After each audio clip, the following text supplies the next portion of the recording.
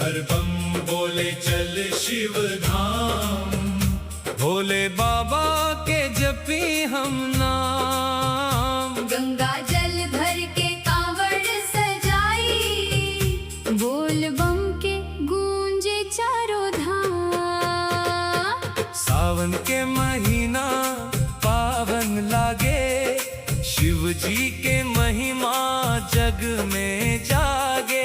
बेल पत्र धतूरा चढ़े अर्पण, भोले बाबा दूर करे हर दुख भ्रम। देवघर नगरी मन के भाए, भक्तन के भीड़ उमड़ के जाए। डमरू बाजे गूंजे जयकारा, भोले बाबा सबसे न्यारा। कांवड़िया नाचे बोल बम गाके, शिव नाम जपे मुस्का के।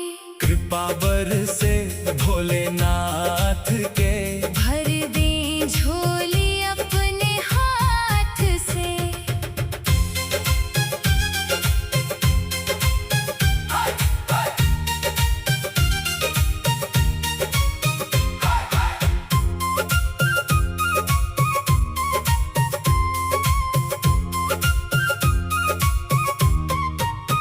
त्रिशूलधारी नीलकंठ दानी, सबके सुने अरज पुरानी।